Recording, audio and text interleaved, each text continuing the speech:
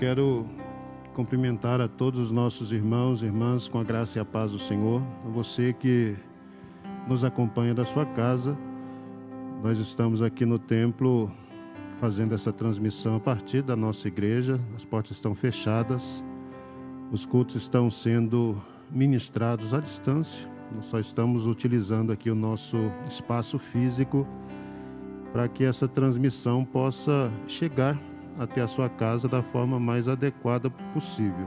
Quero pedir a Deus que te ajude, que te abençoe, que te auxilie nesse período importante que nós estamos vivenciando nesse momento. Hoje é uma manhã de domingo, é manhã de escola bíblica dominical.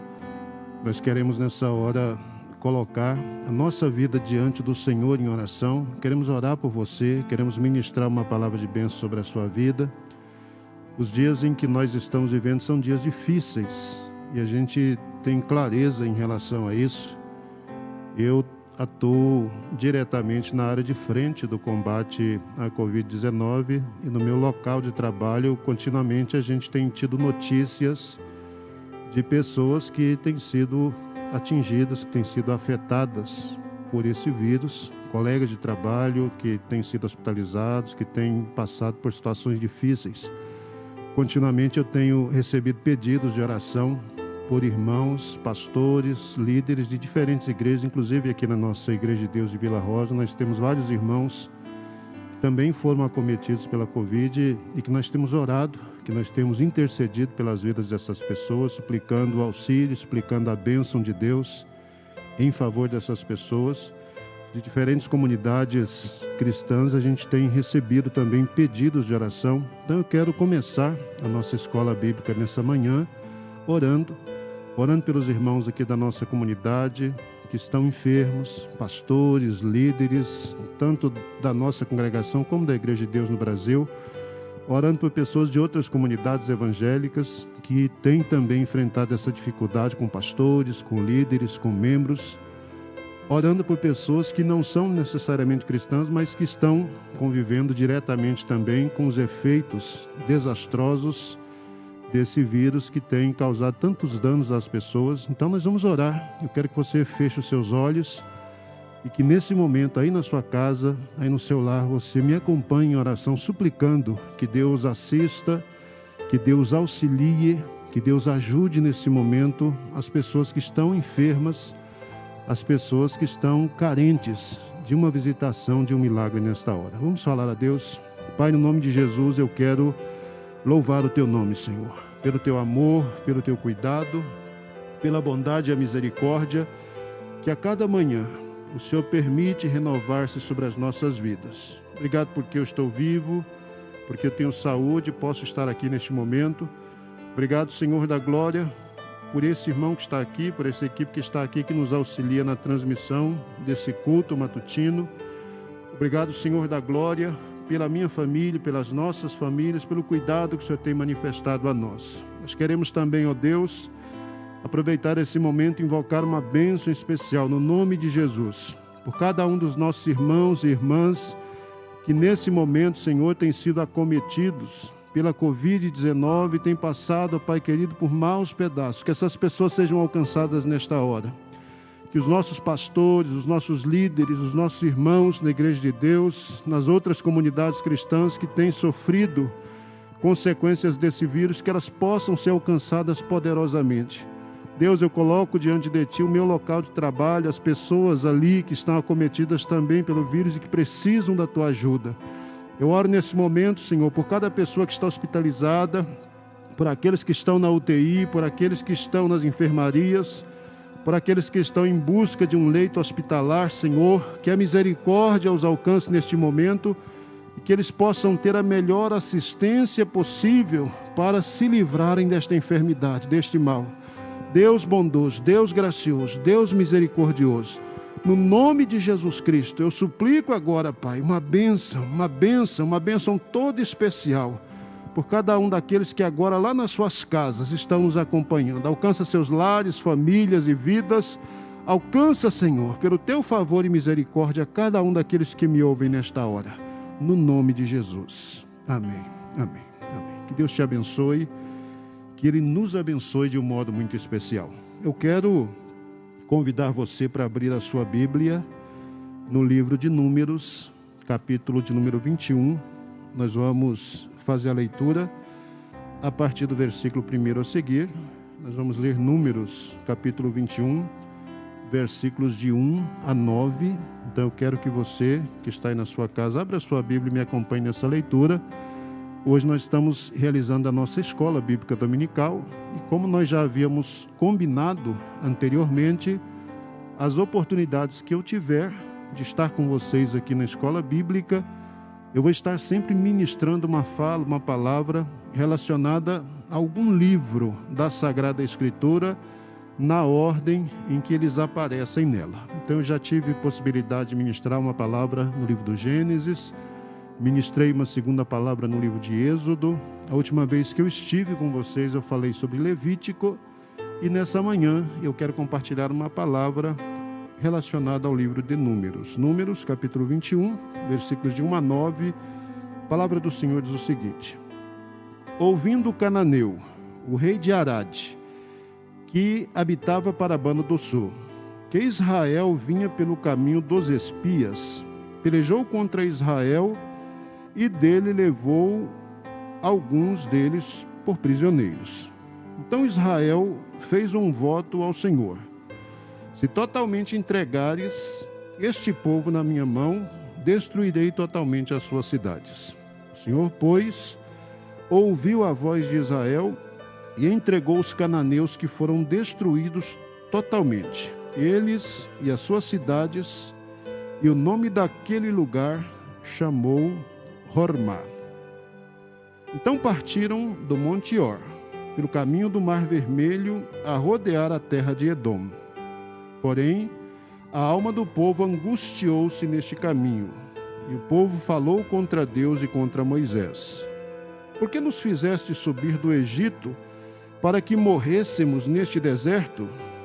Pois aqui nem pão nem água há, e a nossa alma tem fastio deste pão tão vil.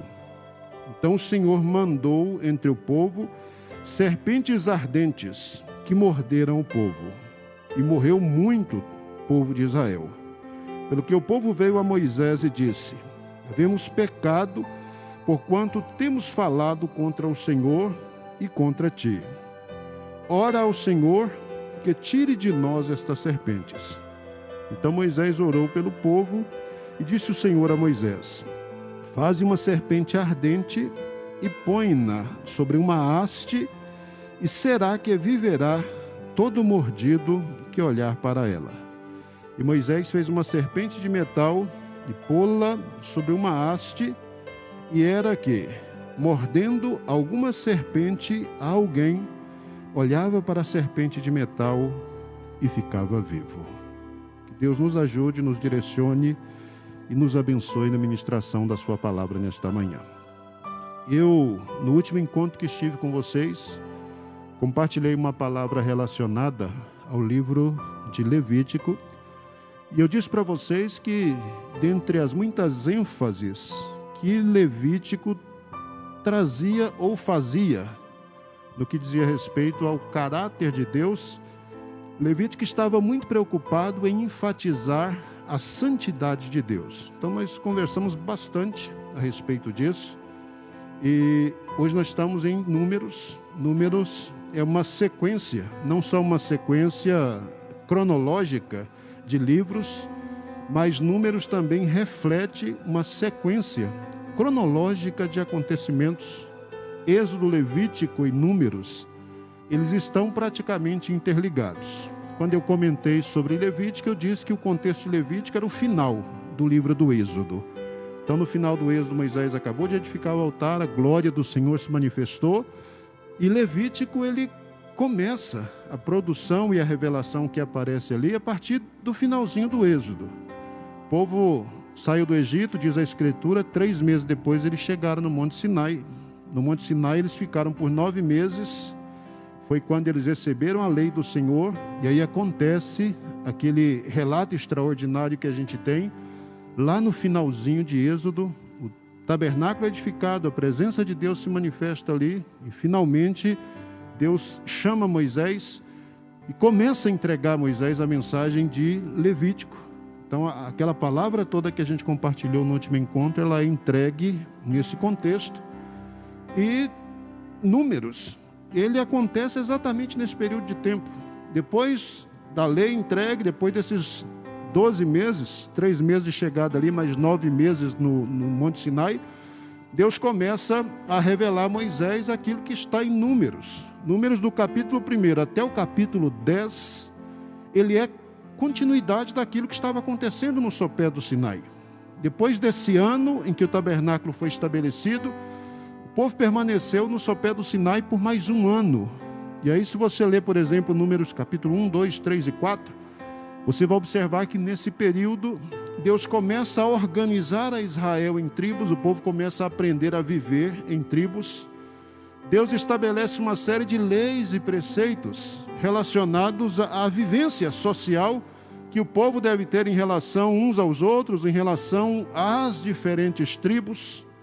Uma série de orientações são dadas. Esse período é um período de mais ou menos um ano.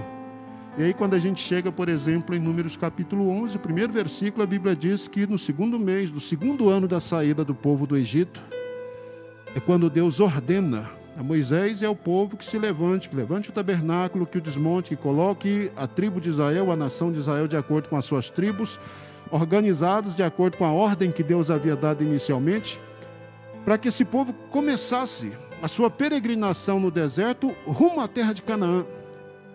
Então, o contexto todo do livro de Números, ele começa exatamente lá no sopé do Sinai. E aí, o tempo passa, capítulo 11, o povo sai do Sinai e começa o deserto. E a gente observa uma situação assim, extremamente constrangedora. Enquanto eles estavam ali próximos ao Sinai, eles viviam uma vida relativamente tranquila, porque ali havia víveres, ali havia possibilidades do pessoal beber água e ter alimento que pudesse sustentar aquele grupo como um todo. Mas quando o povo sai para o deserto, aí começa aquele desafio uma outra vez. Deserto é terra inóspita, é terra sem vida. Então não tem água, não tem alimento, não tem árvore. Havia a nuvem de Deus que os cobria de dia para livrá-los do sol. Havia uma chama flamejante da parte de Deus que à noite servia para conduzi-los no deserto. Mas o que a gente vai observando a partir dessa saída do Sinai por diante é que aquela manifestação que aconteceu lá no início da história deles, em Êxodo 16, quando o povo começou a murmurar contra Deus, a murmuração começa a se manifestar uma outra vez. Se Levítico está preocupado em dizer que Deus é santo, Números está preocupado em dizer que Deus é longânimo. Longanimidade de Deus é o coração do livro de Números. A longanimidade de Deus, o que significa longanimidade? Longanimidade é uma virtude que alguém possui, de continuar sendo paciente com alguém, apesar dos dissabores que essa pessoa sofre. É isso que é longanimidade. É aquela virtude, é aquela qualidade de continuar sendo paciente, de continuar sendo bondoso, de continuar lutando pelo bem do outro, apesar dos reveses, apesar das contrariedades que essa pessoa muitas vezes passa. O coração, tema central do livro de Números é exatamente esse, a longanimidade de Deus. Se eu tivesse que dar uma mensagem, ou um tema, a mensagem de hoje, eu diria que a nossa mensagem é: Deus é longânimo, apesar dos nossos pecados. Deus é longânimo, apesar dos nossos pecados. Esse trecho que eu li com vocês aqui no capítulo 21 do livro de Deuteronômio, ele já está registrando um momento tardio da história desse povo que lá no capítulo 11 saiu do sopé do Monte Sinai em direção à terra prometida. O livro de Números, por incrível que pareça, ele registra a história de 38 anos de existência do povo. 38 anos de caminhada, 38 anos de jornada do povo de Israel no deserto, está registrado aqui no livro de Deuteronômio. Capítulo 14, eles estavam lá às margens da terra prometida e foram desafiados a procurar, a conhecer a terra, a espionar a terra para saber que a terra realmente era aquilo que Deus havia dito que ela era, e para tomarem coragem para se apropriar da terra que Deus havia garantido dar a eles por herança. Mas o que a gente observa lá no capítulo 14 é que esse povo murmurador, é que esse povo questionador, é que esse povo duro de coração, é que esse povo que tem muita dificuldade de confiar em Deus, esse povo se levanta contra Deus e diz: nós não podemos vencer esse povo, nós não podemos tomar posse da terra prometida. Vocês conhecem bem a história, eles caminham lá por 40 dias fiscalizando a terra, espionando, depois trazem um relatório excelente. A terra é tudo aquilo que Deus disse que ela era, e muito mais. Mas infelizmente dos espias que foram, 2 deles, o restante deles, foram 12 espias, 2 permaneceram fiéis a Deus, mas 10 espias, um representante de cada uma das tribos, desanimou o povo. O povo perdeu a fé, disse que não tinha coragem de ir, queria voltar para o Egito. Deus ficou extremamente contrariado com eles por causa da dureza de coração daquele povo e decidiu que eles não iam entrar na terra prometida.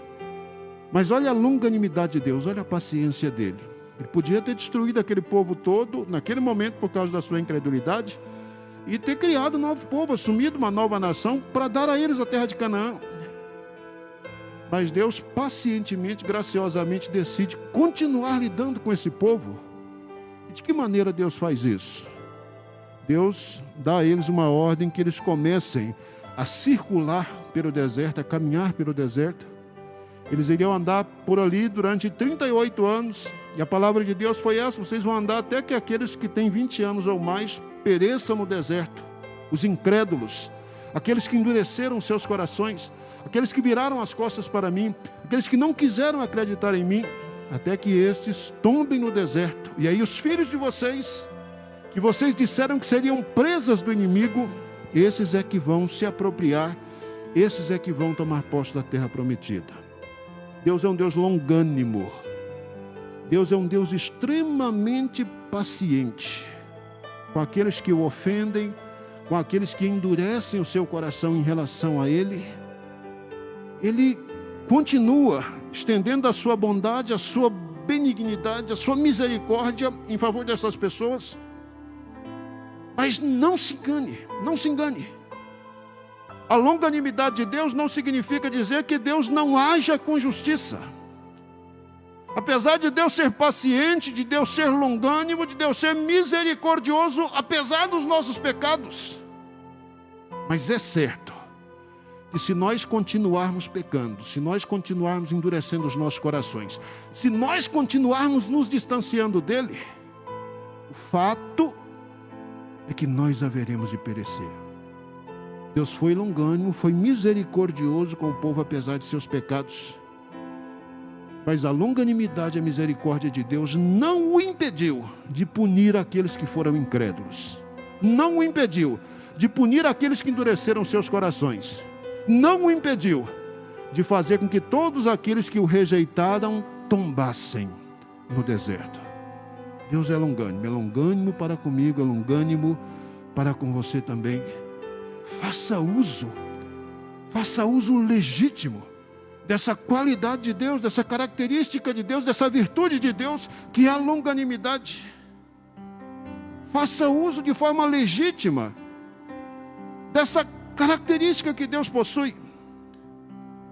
Mas faça uso legítimo disso. A Bíblia diz que Deus é longânimo para com aqueles que se arrependem, que se convertem, que obedecem a Ele. E aí, por 1000 gerações, a longanimidade de Deus se estende sobre essas pessoas. Mas diz que Ele é implacável para com aqueles que endurecem os seus corações e que permanecem com seus corações endurecidos para se rebelar e para se voltar contra Ele. Então aqui, no capítulo 21 que eu li com vocês, aqui nós estamos num segundo momento da história desse povo. Aquela primeira geração toda já pereceu no deserto. Toda ela já morreu. Esse capítulo 21, ele registra a nova geração. 38 anos depois, os filhos daqueles que os judeus lá atrás disseram que seria presa fácil do seu inimigo. São eles que estão se direcionando agora para os campos de Moabe. São eles que estão se direcionando agora para o limiar da terra prometida. Tem uma coisa interessante nesse primeiro relato que eu li com vocês, a primeira parte, capítulo 21, versículos 1 a 3, é que o texto começa falando de uma batalha. Essa batalha foi travada contra um rei chamado Arad. Esse rei, ele é apresentado aqui como rei dos cananeus. Ele investe contra Israel, ele tem uma pequena vitória num dado momento dessa batalha. Mas o texto diz que quando o povo de Israel percebe que o inimigo começou a ter vitória, esse povo se coloca diante de Deus, esse povo se prostra diante dele, e esse povo faz um compromisso radical com Deus, um compromisso de ser obediente, de ser fiel à ordem, ao mandamento do Senhor, que era destruir radicalmente todos os cananeus. Então eles se colocam diante de Deus e fazem a promessa: se o Senhor entregar esse povo totalmente na minha mão, esse povo será anátema a ti. Esse povo será consagrado a ti para a destruição, e nós vamos cumprir fielmente a sua palavra. E a Bíblia diz que Deus ouviu o clamor do povo de Israel, e Deus entregou os cananeus nas suas mãos.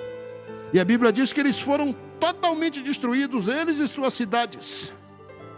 E o texto termina dizendo que o nome daquele lugar se chamou Hormá. Hormá foi o nome daquele lugar onde eles tiveram essa primeira vitória.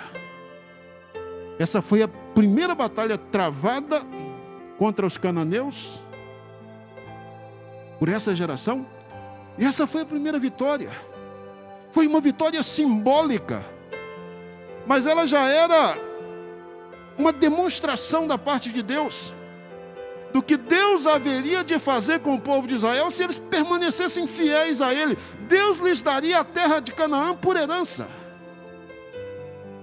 Agora é interessante a gente pensar que o capítulo 21, ele introduz essa passagem aí de uma antiga geração para uma nova geração, falando de uma batalha. Porque lá no capítulo 14 de Números, nessa mesma região chamada Hormá, houve uma primeira batalha travada. Essa batalha foi travada pela primeira geração. E o testemunho que a Escritura nos dá em relação a ela é que essa batalha foi desastrosa para o povo de Israel. Eles foram destruídos nela. Capítulo 14 é o capítulo que conta sobre a rebeldia do povo, é o capítulo que diz que Deus decidiu matar todos os incrédulos no deserto, e que isso ia levar tempo, mas que Deus ia cumprir a sua palavra. Quando o povo ficou sabendo da decisão do Senhor, a Bíblia diz que imediatamente o povo decidiu obedecer a Deus, reuniu um exército e disse: vamos descer contra os cananeus e vamos lutar contra eles.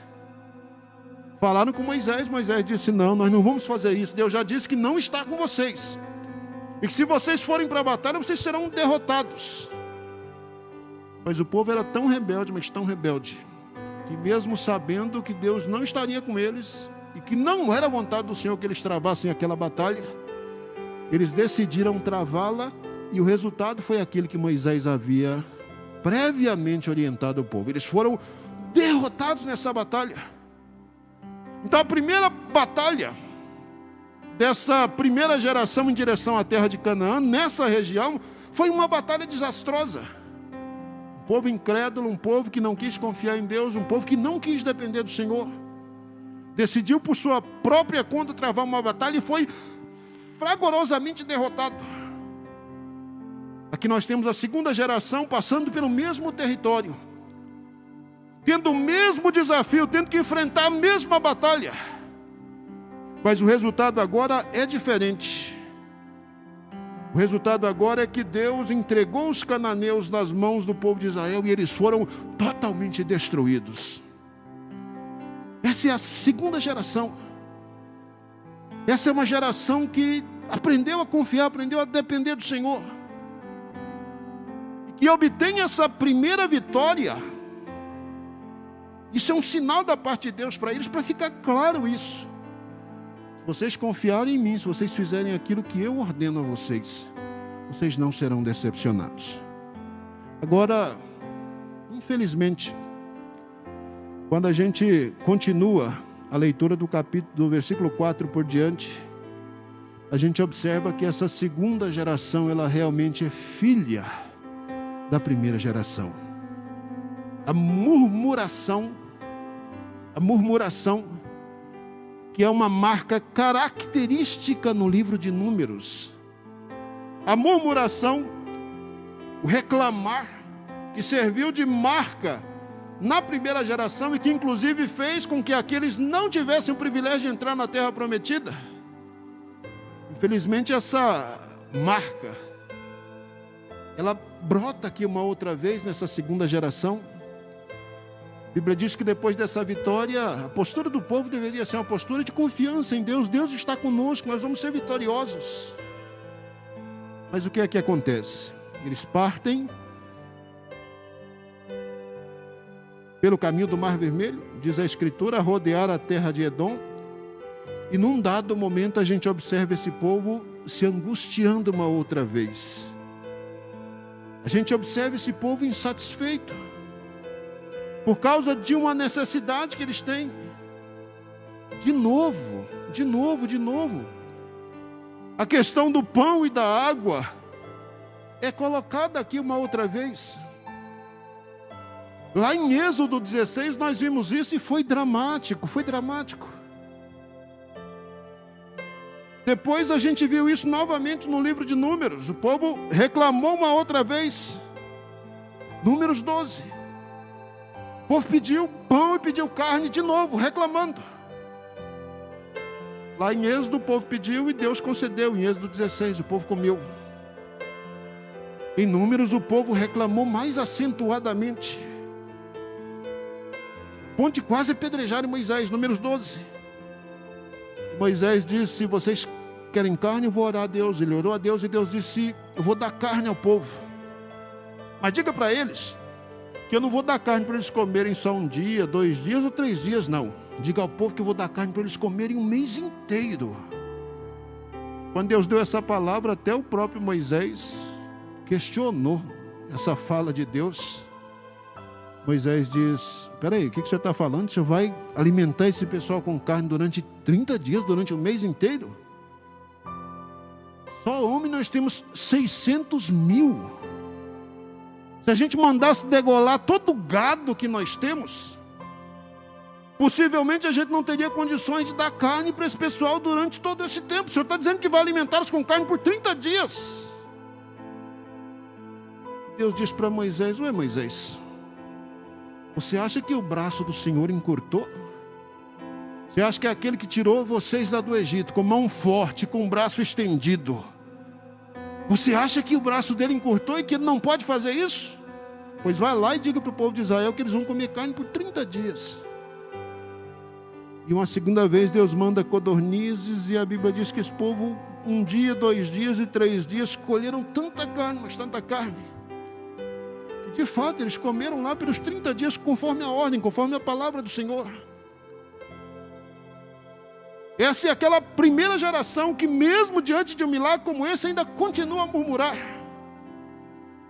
E agora novamente a segunda geração, por causa do desafio do deserto, não tem água na hora que eu quero, não tem o que eu gostaria. Deus sempre provê água e sempre provê o maná, o pão, mas o povo agora está angustiado, o povo está aflito, o povo está cansado de deserto, o povo está cansado de esperar que a promessa de Deus se cumpra. De repente eles começam a reclamar, e a Bíblia diz que eles reclamam contra Deus e contra Moisés, contra Deus e contra o seu profeta, o seu líder. E olha o questionamento deles: por que nos fizeste subir do Egito para que morrêssemos neste deserto? Pois aqui nem pão nem água há, e a nossa alma tem fastio deste pão tão vil. Nós estamos cansados. Cansado desse negócio de todo dia levantar cedo, colher maná, moer esse negócio, fazer pão. Estamos cansados disso. Chega. Gente, Deus precisa ser longânimo mesmo, né? Deus precisa ser muito, mas muito paciente. Deus precisa realmente estar disposto a abençoar um povo rebelde. Deus precisa realmente estar disposto a cumprir as suas boas promessas na vida de um povo rebelde. Porque depois de tudo que esse povo passou durante os 38 anos de peregrinação no deserto, a última coisa que esse povo podia reclamar era sobre pão e água. Mas aqui nós estamos vendo novamente esse povo reclamando. E a Bíblia diz que quando Deus ouviu a murmuração do povo,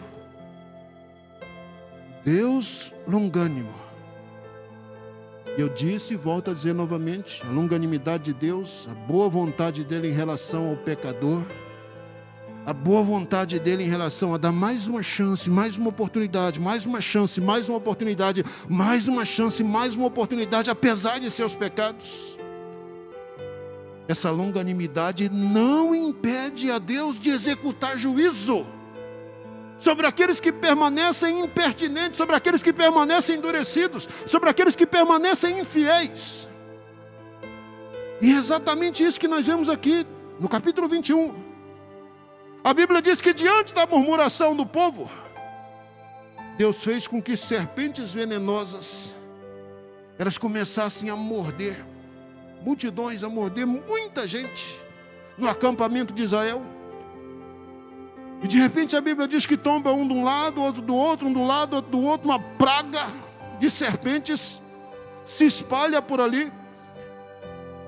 E quando o povo percebe o juízo de Deus, quando o povo percebe a mão de Deus contra eles, por causa da sua insatisfação, por causa da sua reclamação, por causa da sua amargura,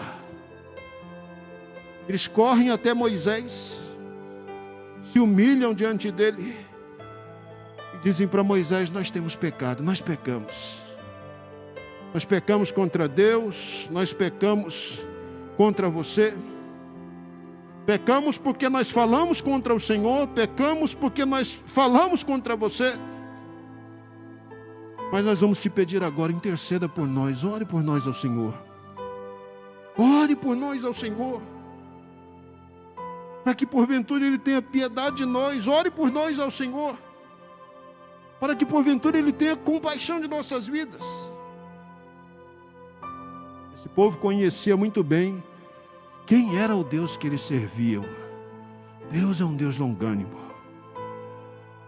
E não só Deus, mas Deus escolheu para Israel um líder que também possuía esse dom, essa virtude da longanimidade. Moisés, por causa da rebeldia do povo lá atrás, ele foi impedido de entrar na terra prometida. Moisés, como líder, depois de 40 anos de pastorado de uma comunidade rebelde, e agora ele vê uma segunda geração caminhando pelo mesmo caminho, a mesma direção. Ele podia simplesmente entregar cada um a sua sorte e dizer: gente, não me pede para orar mais não, porque eu estou cansado. Eu passei a minha vida inteira orando, eu passei a minha vida inteira intercedendo por vocês. Eu passei a minha vida inteira suplicando a Deus que tivesse piedade, que tivesse misericórdia de vocês. Chega! Mas o que é que Moisés faz? A Bíblia diz que diante do pedido do povo, ora ao Senhor para que tire de nós estas serpentes. Moisés não deu um sermão em ninguém, não foi bater boca com o povo por causa dos seus pecados. A Bíblia diz que Moisés foi interceder, foi orar pelo povo. Então Moisés orou pelo povo, é o testemunho que a Escritura dá. E de novo, no verso 8, veja a longanimidade de Deus se manifestando. Diante da intercessão de Moisés, Deus poderia ter dito: chega, Moisés, não vou escutar o seu clamor. Esse povo reclama demais, eu vou acabar com essa turma toda, eu vou acabar com eles. Deus poderia ter agido desta forma. Mas como é que Deus age? Sempre que um pecador se aproxima dele e diz: eu pequei contra Deus, pequei contra ti. Deus dá uma ordem a Moisés, e a ordem está aí no versículo 8. A ordem é a seguinte: faze uma serpente ardente, uma serpente de metal, e põe-na sobre uma haste, e será que viverá todo mordido que olhar para ela. Moisés disse: Deus livra o povo dessa maldição que caiu sobre eles. Deus disse para Moisés: eu vou livrar o povo dessa maldição, mas o livramento vai acontecer da seguinte maneira: você vai fazer uma serpente de metal, vai colocá-la numa haste, vai fixá-la num lugar onde todos possam vê-la, e vai publicar um edito entre as pessoas dizendo: qualquer pessoa que for picada por uma serpente venenosa, se ela olhar para essa serpente de metal, ela vai ser curada. E a Escritura diz que Moisés fez exatamente isso. Moisés fez uma serpente de metal, pô-la sobre uma haste. E aí a Escritura diz que mordendo alguma serpente a alguém, a pessoa olhava para a serpente de metal e ficava viva. Esse foi o jeito, esse foi o caminho, essa foi a maneira que Deus escolheu para livrar um povo rebelde, para livrar um povo murmurador, para livrar um povo duro de coração, que estava debaixo de morte, que estava debaixo de maldição. Esse foi o jeito, esse foi o meio que Deus providenciou para livrar esse povo da morte, para testar esse povo. Veja que na fala de Deus, a serpente, ela não garante que uma pessoa não será picada. A ordem não foi: coloque uma serpente na haste e coloque lá no meio do arraial, e quem olhar para essa serpente vai estar livre de ser picada por uma serpente. Não era essa a palavra. Aquela serpente de metal não garantia que alguém não pudesse ser picado por uma serpente venenosa. Mas aquela serpente de metal garantia que caso alguém fosse picado, se a pessoa olhasse para ela, a pessoa seria curada. Era preciso olhar. A serpente estava lá, pendurada na haste. Se alguém foi picado pela serpente, tinha que olhar para ela. Não adiantava acreditar que havia uma serpente. Não adiantava acreditar que havia uma haste lá no meio do arraial. Não adiantava acreditar que Deus havia dito a Moisés que o remédio era esse. Se alguém tivesse sido picado, ele precisaria olhar para a serpente de metal. E quando ele fazia isso em obediência à ordem de Deus, à palavra de Deus, então ele demonstrava que estava crendo no remédio que Deus havia providenciado para poupar sua vida. E essa pessoa então era curada. Essa pessoa então era restaurada. É tão interessante isso, né? A gente fica pensando, essa ordem de Deus, essa é uma ordem estranha. A serpente nas Escrituras, ela não é bem vista. Aqui, no livro de Deuteronômio, por exemplo, e em outros lugares em Deuteronômio, a gente observa pragas de serpentes sobre o povo.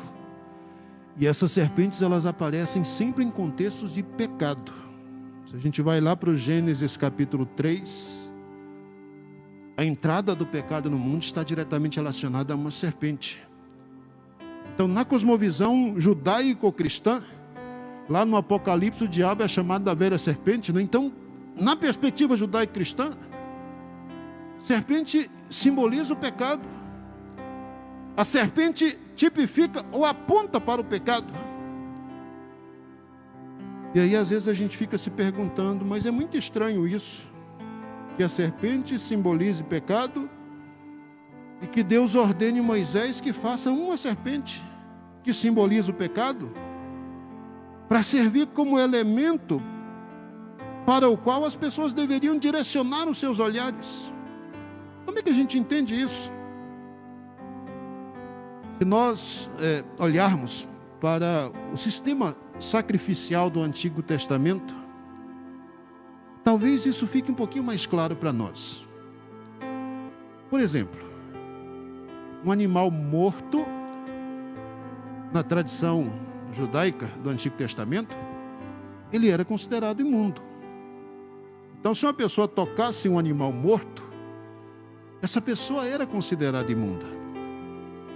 Mas quando a gente pensa, por exemplo, na liturgia que Deus estabeleceu para reestruturar, e aí Levítico trouxe isso para a gente, a comunhão entre o ser humano e Deus, a gente observa que aquilo que naturalmente é considerado imundo, o animal morto é considerado imundo, no contexto religioso, quando isso é trazido para a ordem, para o mandamento de Deus de resgatar o ser humano, o animal morto significava a absolvição do pecado de alguém. Alguém tinha que colocar a mão sobre a cabeça do animal, tinha que se dedicar a Deus através do animal, e a pessoa só era aceita por Deus quando o animal morria. Tocar em sangue. O sangue derramado no Antigo Testamento, de qualquer maneira, de qualquer forma, era considerado imundo. Agora, quando o sangue é trazido para o contexto do relacionamento com Deus, o contexto sacrificial, o que se observa é que as pessoas elas eram perdoadas, ou de alguma forma elas tinham paz com Deus no Antigo Testamento a partir do derramamento de sangue. Penso naquele caso de uma novilha vermelha que tinha que ser queimada, a cinza dessa novilha tinha que ser guardada. Esse ato era um ato impuro. Quem fazia isso depois tinha que lavar as roupas, 7 dias, tinha todo um ato de purificação. Mas a cinza de uma novilha vermelha, que num contexto profano, num contexto secular, seria uma coisa imunda, no contexto religioso era aquilo que servia para purificar alguém da sua imundície. Quando alguém era considerado imundo, ele tinha que ser aspergido com as cinzas dessa ovelha. Então observa que aquilo que em determinado momento pode ser considerado como impuro, quando Deus traz isso para o contexto religioso, quando isso se torna um ato litúrgico ordenado por Deus, isso passa a ser ressignificado. E onde é que a gente aplica isso? A essa questão da serpente. Isso aqui fica mais claro para todos nós quando a gente vai, por exemplo, lá para o Novo Testamento, capítulo 3 do Evangelho de João, e ouve Jesus conversando com o doutor Nicodemos. Vocês já leram esse texto e conhecem muito bem. Jesus está falando com Nicodemos sobre nascer de novo, Jesus está falando com Nicodemos sobre ver o reino de Deus, Jesus está falando com o doutor Nicodemos sobre entrar no reino de Deus, caminhos, vias ou possibilidades para se tornar participante do reino de Deus. E num dado momento, capítulo 3, versículo 14, Jesus olha para Nicodemos e diz assim: da mesma forma que Moisés levantou uma serpente no deserto, dessa mesma maneira o Filho do Homem vai ser levantado.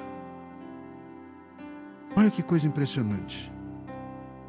Quando a gente observa esses outros sacrifícios aqui do Antigo Testamento, o animal que tinha que ser oferecido para Deus, o sangue que purifica, ou a cinza da novilha vermelha que tinha que ser jogada sobre a pessoa. Quando a gente observa esses atos religiosos aqui no Antigo Testamento, que eram atos de purificação, todos esses atos pressupunham contato. Para você oferecer uma ovelha a Deus, você primeiro tinha que colocar as mãos sobre a cabeça desse animal. E só depois é que ele era sacrificado. Quando você era purificado pelo sangue, o sangue tinha que ser aspergido sobre a sua vida. Isso fala de contato. Se você precisar ser purificado da sua imundície, as cinzas dessa novilha vermelha tinham que ser aspergidas sobre a sua vida. Isso fala de contato.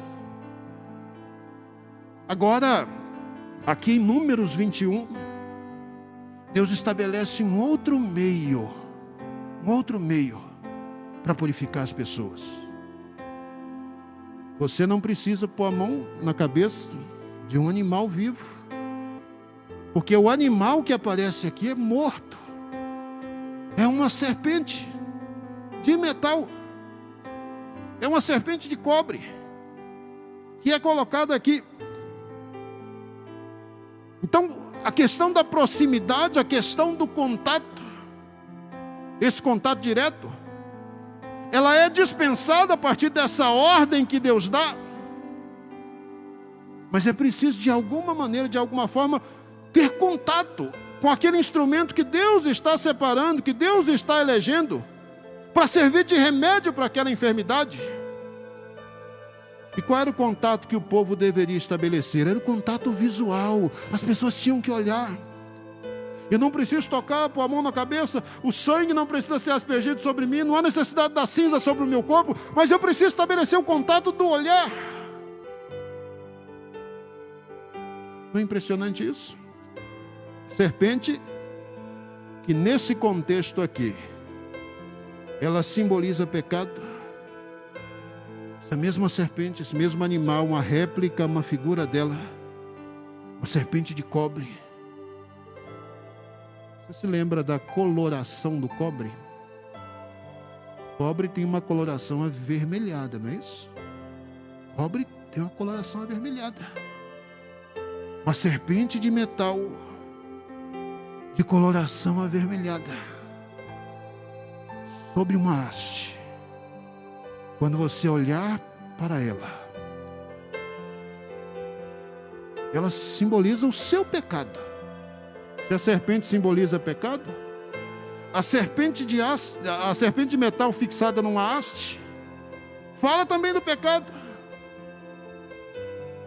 Se você olhar para ela, você vai ser perdoado. Se você olhar para ela, você vai viver.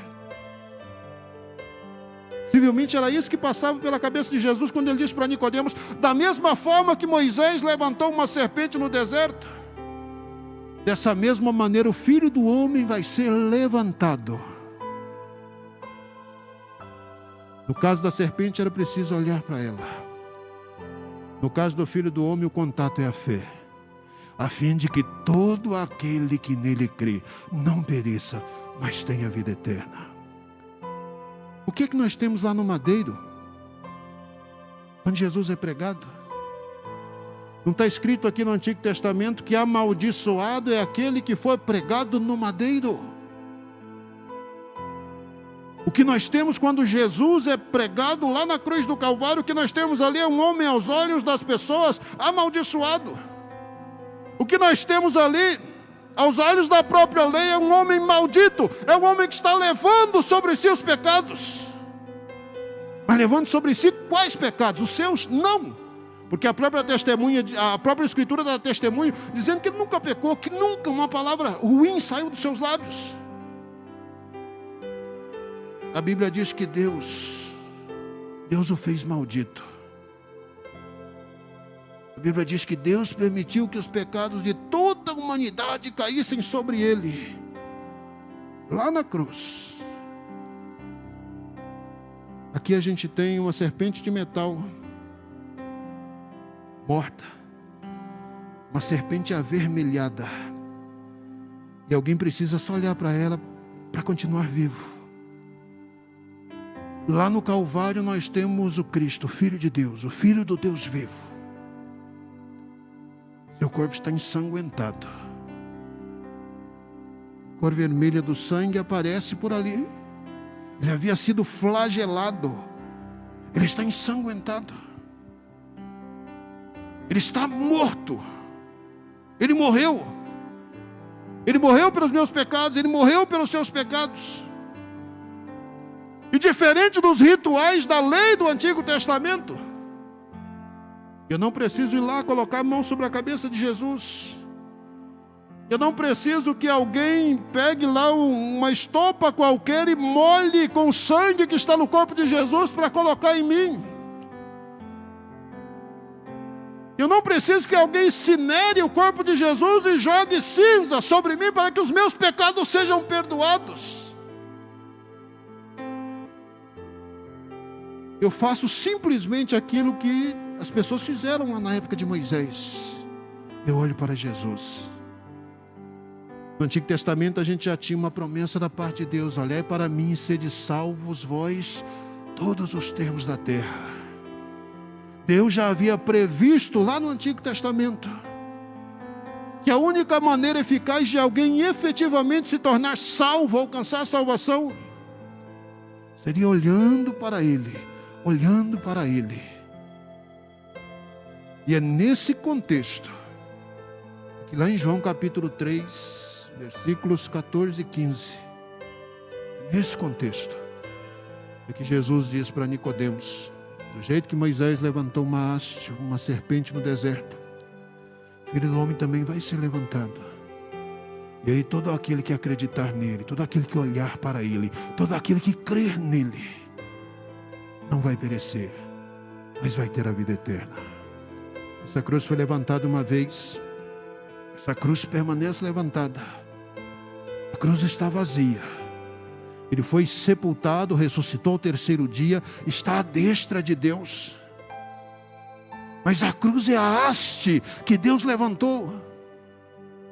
A cruz é a haste que Deus levantou para combater o veneno da serpente, que é o diabo, o veneno do pecado, que uma vez no Éden foi injetado em nossas veias, e que nos acompanha e vai nos acompanhar durante toda a nossa vida enquanto seres humanos.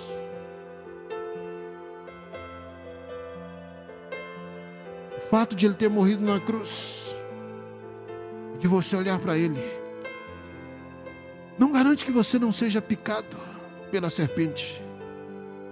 Mas o fato de Ele ter morrido na cruz e de você olhar para Ele, garante que o veneno do pecado vai ser neutralizado e que você vai viver.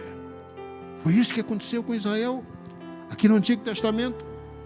Essa é a promessa da parte de Deus para você, se você simplesmente acreditar, se você simplesmente se dispuser a fazer uso legítimo da longanimidade, da bondade, da misericórdia de Deus, que Ele coloca nessa manhã, que Ele disponibiliza nesta manhã ao seu favor.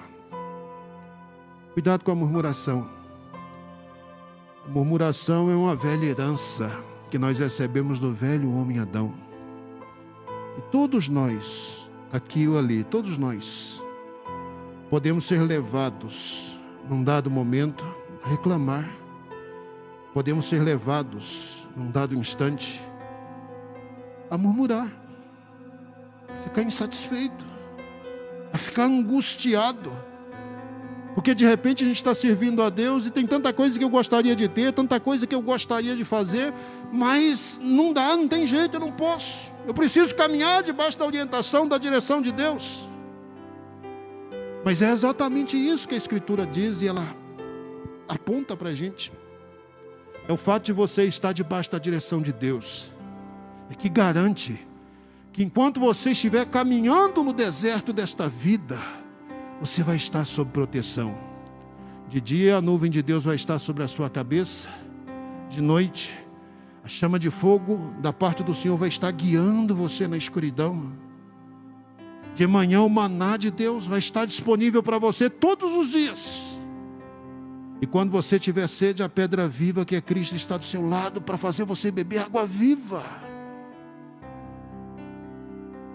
Se você for picado por uma serpente venenosa, Deus matou o seu Filho Jesus lá na cruz do Calvário e fez com que o sangue dele fosse derramado, para que você pudesse olhar para Ele, receber perdão e receber vida. É isso que Deus tem para você. Deus é um Deus longânimo, apesar de seus pecados. Deus é um Deus bondoso, misericordioso, apesar da dureza do seu coração. Se até hoje Deus tem estendido a sua aba de graça e de misericórdia sobre sua vida, apesar de seus pecados, arrependa-se. Afaste de seus pecados. Creia, volte-se para Ele uma outra vez, reassuma novamente uma aliança, um compromisso com Ele. Nunca se esqueça, Números nos lembra disso, que a longanimidade de Deus, ela não impede que Deus exerça juízo sobre aqueles que continuem com corações impenitentes. Feche os seus olhos onde você está. Eu quero orar por você. Eu quero abençoar a sua vida nesse momento. Eu quero pedir ao Senhor que te guarde, que te auxilie, que te acompanhe, que te dê graça para você continuar a sua fé, para você continuar a sua caminhada, para você continuar a sua jornada, sempre olhando para Jesus, autor e consumador de nossa fé. Pai, no nome de Jesus, nós somos gratos neste momento, Senhor. Gratos pelo privilégio, gratos pela oportunidade de poder mais uma manhã de domingo compartilhar a sua palavra, mesmo que à distância. Aos meus irmãos e irmãs que lá nas suas casas, Senhor, me acompanham. Deus vivo, que teu Espírito possa revesti-los, que teu Espírito possa, Pai Celestial, alcançá-los, que teu Espírito possa despertá-los, que teu Espírito, Senhor, possa animá-los, que essa palavra ministrada nesta manhã possa falar profundamente nesses corações, e que essas pessoas, Senhor, que porventura têm murmurado, que porventura têm estado insatisfeitas, que porventura têm estado incomodadas, ó Deus querido, em continuar caminhando nesse deserto, debaixo da sua direção e orientação, que essas pessoas recebam luz nesta manhã, que elas compreendam que o Senhor já preparou um meio para que nós possamos ser protegidos e para que nós possamos continuar vivos no deserto desta vida. Que a tua graça, Deus, que o teu favor e a tua misericórdia continuem estendidos sempre sobre as nossas vidas. Muito obrigado, Senhor, pelo teu cuidado. Muito obrigado, Pai Celestial, pela tua bondade e misericórdia. Em nome de Jesus.